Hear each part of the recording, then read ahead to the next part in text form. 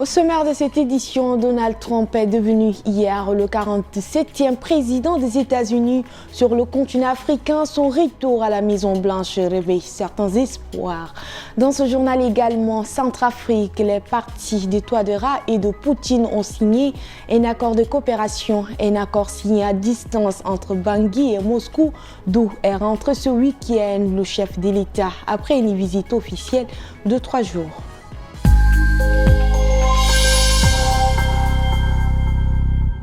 Bonsoir et bienvenue au journal international de Tchad Info. Ouvrons cette édition par cette information.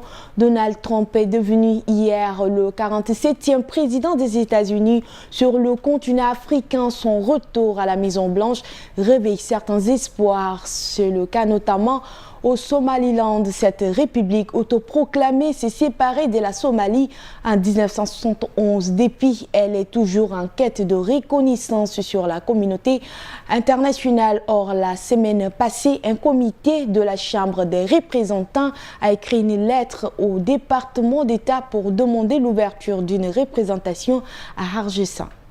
La lettre provient du comité en charge des relations avec la Chine. Elle déroule plusieurs arguments pour justifier une représentation américaine à Hargeisa, la capitale de la République du Somaliland. D'abord, la position stratégique de la zone, juste à l'entrée du golfe d'Aden. Y installer permettrait de garder un œil sur la base militaire chinoise située à Djibouti et de surveiller les rebelles yéménites Houthis qui sévissent en mer. Ensuite, le Somaliland entretient des relations étroites avec Taïwan, allié de longue date des États-Unis. Il serait un atout majeur pour endiguer l'influence chinoise dans la Corne de l'Afrique. Au cours du premier mandat de Donald Trump, des diplomates avaient déjà témoigné un intérêt pour Hargeisa. Il est aujourd'hui appuyé par certains think tanks comme le Hudson Institute et plusieurs parlementaires républicains. Le mois passé, le député Scott Perry a déposé une proposition de loi pour la reconnaissance du Somaliland. De son côté, le ministre des Affaires étrangères somalien prévient cependant toute reconnaissance du Somaliland déstabiliserait la région en créant un dangereux précédent. Il y a une portée symbolique, mais elle ne vous échappera pas. Un accord a été signé hier lundi entre le mouvement Cœur Uni et le parti du président centrafricain Faustin Archange Touadéra et Russie Unie. La formation de Vladimir Poutine, un accord signé à distance entre Bangui et Moscou, d'où revenait et rentré le président, le chef de l'État, après une visite officielle de 3 jours. À l'époque soviétique, on aurait appelé cela des partis frères. D'un côté de l'écran, à Moscou, on retrouve Andrei Klimov, ce membre du bureau de Russie Unie étant sénateur sous sanction occidentale pour son soutien à l'invasion de l'Ukraine. De l'autre côté, à Bangui, il y a Simplice Mathieu Sarandi, allié du premier jour du président Touadéra, président de l'Assemblée nationale et secrétaire exécutif du MCU. Écharpe à l'effigie du chef de l'État sur les épaules. Il appose sa ceinture sous l'œil de l'ambassadeur Alexandre Bikantov, du consul Vladislav Ilin et du directeur de la maison russe Dimitri Siti, chef des opérations économiques et informationnelles de la galaxie Wagner dans le pays. Selon l'ambassade de Russie, cet accord de coopération ouvre de nouveaux horizons. Il prévoit un approfondissement des relations entre les deux pays, des projets communs et des échanges d'expériences en matière législative. Une suite symbolique au voyage à Moscou du président Touadéra qui intervient alors que commence la mobilisation de ses soutiens en vue d'un nouveau mandat à la présidentielle de fin d'année. Le MCU aspire à être comme le parti Russie Unie, dénonce l'opposant maître Crépin Mbolu Goumba, tentaculaire, oppresseur, se confondant avec l'État et la justice, traquant jusqu'à la moindre voix discordante. Autre chose au Sénégal, les choses se présentent quant à la fermeture des bases militaires françaises. Il n'y aura pas de base militaire permanente au Sénégal d'ici la fin de l'été 2025, affirment plusieurs sources militaires après la visite du général Pascal Lani à la tête du commandement Afrique la semaine dernière. Le calendrier proposé par la France pour remettre les dernières bases militaires françaises, le camp Gueye aux forces armées sénégalaises, c'est le mois de septembre. Rien n'est encore arrêté, mais c'est ce qui ressort d'une visite de courtoisie du général français Pascal Lanis à la tête du commandement pour l'Afrique au chef d'état-major sénégalais, le général Mbaye Cissé, en fin de semaine dernière. Pour l'heure, un peu plus de 200 militaires et leurs familles résident au camp Gueye, la base militaire du centre-ville à Ouakam et une vingtaine d'autres sur la base de Rufisque en banlieue de Dakar. Les mouvements de mutation au sein de l'armée se font à l'été, confirme une source militaire française.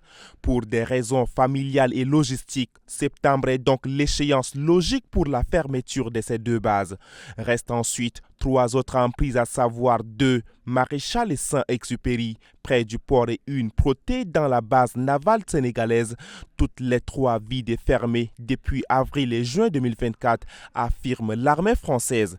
La prochaine étape devrait être la reprise des discussions techniques sur la suite. Aucune date n'a encore été fixée, mais des deux côtés, on se dit confiant. Le principal enjeu étant désormais de décider si et sous quelle forme se poursuivra la coopération militaire entre la France et le Sénégal. Et puis au Kenya, sous le choc après l'assassinat des militants de droits de l'homme à El Borgon, dans le comté de Nakuru, à l'ouest du pays, le corps sans vie de Richard Otieno a été retrouvé dimanche matin, non loin de son domicile. Selon la police, Richard a été attaqué par des individus armés inconnus, mais son entourage redoute un assassinat politique. Au Kenya, Richard Otieno était un militant de terrain, très actif sur les réseaux sociaux, battant le pavé pendant le mouvement Gen Z. En juin, ces manifestations antigouvernementales de la jeunesse, il avait fait de la lutte contre la corruption sa croisade. Selon la police, Richard Otieno est mort poignardé. Elle privilégie la piste crapuleuse, mais son entourage, lui, parle d'assassinat. D'après son avocate Rosalinda Wamaita, Richard Otieno se sentait menacé. Dans une déclaration sur X ce matin, l'ancien vice-président destitué Rigathi Gachagua voit dans la mort de Richard Otieno un témoignage choquant du niveau d'intolérance politique et de répression au Kenya. Cela rappelle une fois de plus les dangers croissants auxquels sont confrontés les défenseurs des droits humains au Kenya, écrit dans un communiqué Defenders Coalition, une organisation de la société civile. L'assassinat de Richard Otieno intervient dans un contexte de défiance très forte vis-à-vis de la police. Depuis les manifestations de juin, la société civile ne cesse de dénoncer violences et disparitions forcées. Plus de 80 personnes ont été enlevées en 6 mois. Et puis au Ghana, pour finir, la polémique ne cesse d'enfler 3 jours après l'incident meurtrier survenu dans une mine d'or de la région d'Ashanti. Les circonstances exactes du drame durant lequel au moins 7 personnes s'étant introduites illégalement dans la concession minière ont été abattues par les militaires restent à déterminer. Néanmoins, cet événement réveille des tensions anciennes entre les grandes exploitations minières du premier producteur d'or du continent et les communautés locales. Véhicules brûlés, écoles fermées pour des raisons de sécurité dans la commune d'Abouassi, région Ashanti. Ce sont là les conséquences des violences survenues en réponse à la mort d'au moins 7 personnes samedi 18 janvier. Si le bilan de l'incident de la mine Anglo Gold Ashanti est particulièrement sanglant, c'est loin d'être la première fois que de telles tensions surviennent au Ghana. La plupart du temps, les habitants des communautés se plaignent de ne pas assez profiter de l'exploitation minière.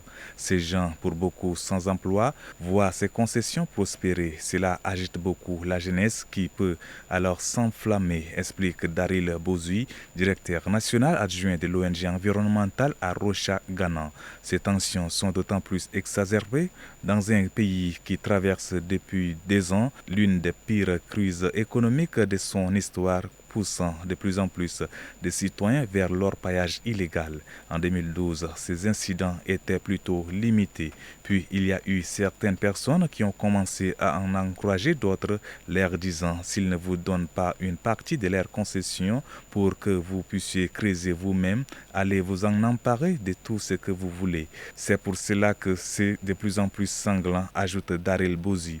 Un orpaillage illégal qui serait d'autant plus facilité par le silence de la nouvelle administration sur ces sujets, dénonce de son côté la coalition ghanéenne contre le galamsey dans un communiqué publié ce lundi 20 janvier.